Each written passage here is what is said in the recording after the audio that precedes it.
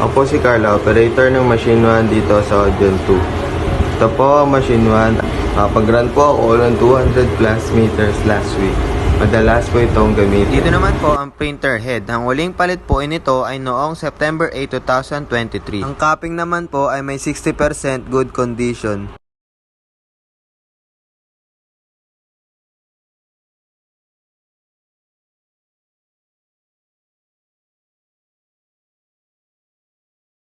Ganito naman po ang tamang pag-check ng nozzle.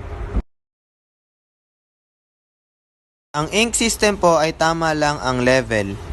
Ang huling palit po ng damper ay noong September 25, 2023. Ang waste tank naman po ay inalis ko noong isang araw.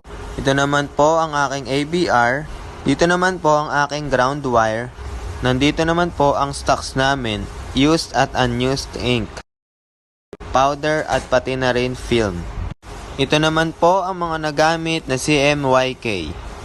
Nandito na rin po ang stocks ng powder at pati na rin ang film. Nandito naman po ang aking daily checklist at daily output. Lamang po at maraming salamat.